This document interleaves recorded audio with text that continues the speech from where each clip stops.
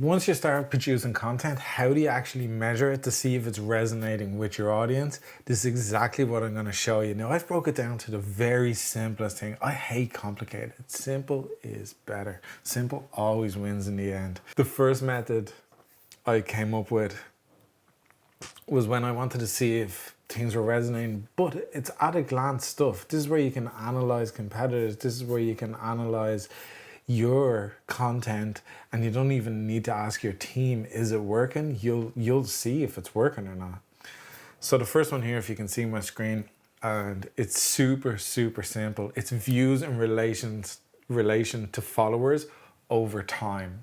The best way to explain this, it's quite simple. If we put up a video piece of content, let's say it gets 1,000 views, but we have 10,000 followers, and that happens in a 24-hour period, I would see this video as a failure. Okay, we're only getting 10%. Where's the other 9,000 people? Now, if you look around at a lot of companies, you'll see a lot of this, and it's down to a couple of reasons I'm going to show you now. So once we've identified that content isn't working, there's things that I will do. I'll instantly start changing thumbnails. Like instantly start changing thumbnails to see if I can get more clicks. Thumbnails are so important, whether you're on Instagram, YouTube. If somebody doesn't click your video, they are never going to watch. Okay, that could be the first issue right there. Second issue is your intros are just not good enough. They might start with a "Hi, I'm Philip," and we don't want that. We want them to be pointed, and remember what we learned, we want them to actually call out our audience straight away and make sure they know the video is for them. The next point is retention. Is this what your audience even wants to see? And this is critical, because if your audience isn't viewing the audience that you already have, how can you expect to grow? You need to be breaking past, like minimum here, I look for is a minimum of a 1-to-1 ratio. If we don't get a 1-to-1 ratio within 24 hours, I think something's wrong, and I start going in and fixing it. And then the next video, I'll make changes. Go on to any big retailer right now, and what you'll see is absolutely shocking. They might have 80,000, 90,000 followers on Instagram or something, and they're struggling to get 5,000 views on a video. On a regular basis. Like, where are the other 80-odd thousand people? They're not interested. They're just, the content isn't resonating with them. More than likely, I can tell it's probably salesy, it's probably salesy, it's probably sleazy, it's probably pushing products, or else trying to jump on trends. When people are trying to jump on trends and they do a really bad job with it, and it turns out to be salesy, that's when you'll see views starting to go down and go down. So again, if our intros aren't getting them, if we've changed the thumbnails and they're still not getting traction, we know that there's something wrong with our intros, or there's something wrong with that type of content that we're producing for the audience. There isn't enough value in it for them to actually watch it or engage them. It can be down to a multitude of things, but the intro is usually what sucks people in. The intro is what... It's hard to describe how important it is. The job of the intro is so they watch the lead. So when we break content down, there's the intro, there's the lead, and then there's the content. This is how I look at content 99% of the time. And you can analyze yourself pretty quick what's going on. But the other one is retention rates. And retention rates are probably the most important one that isn't really talked about. And are you holding their attention for long periods of time? And when I started out on YouTube, and all the traditional methods of video that I started with, my retention rates sucked. Like, you can see right there on your screen now that a retention rate like that, the drop off you get when you have a bad intro is absolutely astounding. Look at the amount of people that just said, no, I'm not interested in this. That's exactly what you want to avoid. And if that's happening to you, on platforms like Instagram and stuff, the exact same thing is happening, just in a shorter format. And that's why algorithms hide content. They won't show it to people. Imagine your content, people, the intro, they're like, eh, and they flick past. All those platforms want to keep people's attentions. And if your video doesn't keep people's attention, they're going to hide it because it's not good for business. If you replace the word algorithm, Mr. Beast said this, if you replace the word algorithm with your audience, that's a more typical. If your audience isn't engaging with it, why would they show it to anybody else? There's no point in them showing it to anybody else because it's just not there. So we need to turn these around.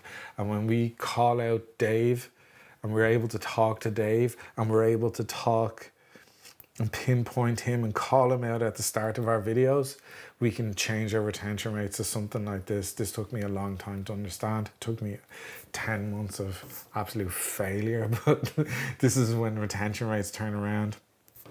This is where you're attracting your audience, you're calling them out and you're getting them to watch. And this is where growth really, really happens. This is the secret sauce. Remember, we're looking for that 1-to-1 ratio. If we get a minimum of a 1-to-1 ratio, and trust me, these techniques that I'm showing you now, you don't just get a 1-to-1 ratio. When you learn to do these processes on every video, every time, you will get retention rates like this.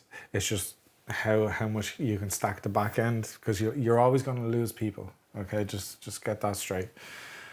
But this is where magic really happens.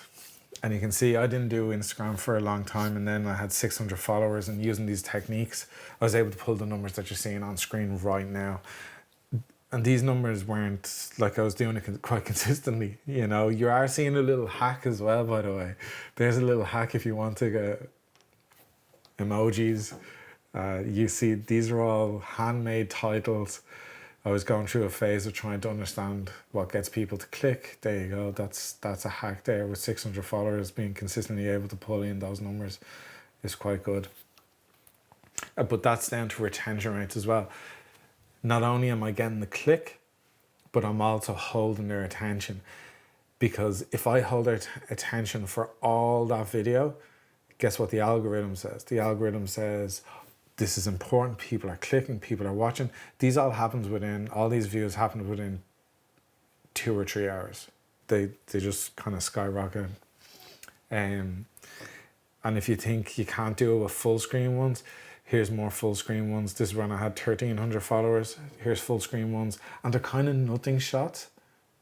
You know, they're not super intriguing thumbnails, but what they are is high retention rate videos. When you hold somebody's attention for long periods of time, this is the key. So even if you're not creating YouTube content, which you should be looking at your retention rates. Upload the video, have a dummy account, it's free. Upload the video, see where people are dropping out. Try to get in front of people. But you'll also notice something as well. I'll give you a little tip. Every single one of these, there's an action pretty much about to happen. Yeah? That's just a little tip for thumbnails there. That's what I found. There's an action about to happen. Now you're also seeing just a plain one there with a river. Sometimes you don't know what works. But there's an action about to happen. There's something intriguing about to happen. It's not the finished product. It's something that's about to happen. I'll just leave that there for you. Once you understand how to measure these pieces of content and understand how to talk to your Dave and how to actually target him with your content, it does cross platforms. It goes everywhere. It's not just video content. You can bring it into your podcast and you can bring it into every aspect of your business. I use this technique to top the podcast charts. I actually did top the podcast charts on 3 or 4 days, was it? How many days? I can't remember. But we never left the top 10. Now, I did see a big gap in the market as well, but I was able to call out Dave from a crowd and then talk to him and hold his attention. They were like, simple, that's it. And that's how we were able to compete with the biggest content creators in the world in that niche. quite easily every time we made a podcast. It was that simple, and I'm not trying to sound, but it actually was, because I was calling out that person and taking the steps that I'm showing you. This is where super fans are created. Still to this day, I haven't made golf content in nearly 6 months. I still get comments every day on YouTube, private DMs on Instagram, asking me to make more content. That's how much this works when you resonate with the people that you're actually making content for. If you're not getting the 1-to-1 ratio on a consistent basis, you need to stop what you're doing. A lot of companies think that posting more is going to help them. It's not in that situation. You really need to reevaluate what way you're making content. Is it actually hitting? If you followed my other 2 steps, you can't be missing. But if you haven't, and you're still making the content the way you were, and you're not getting the 1-to-1 ratio, well, you need to stop doing that, because platforms, we're seeing it a lot lately, especially over the last year. Platforms with companies that just seem to be selling all the time are getting less and less reach, because people just are disengaging with them. So if you're not getting a 1-to-1 ratio on a regular basis, or even once or twice, you need to start reevaluating your content and start going, okay, this actually isn't working. You know, it doesn't matter if it looks good, it doesn't matter if it looks pro. If it's not hitting that 1-to-1 ratio, there's issues there, and you don't want to keep pumping on that way when it's just not resonating with your audience. Views in relation to followers over time, probably the most important equation. And then if you aren't uploading to YouTube, start uploading your content to YouTube. Use the retention rates to make your content better. See where people are dropping off, what's causing it. Put those 2 things together, be able to measure your content, your competitors' content, because sometimes businesses copy competitors' content because it looks well, but in reality, it doesn't perform well.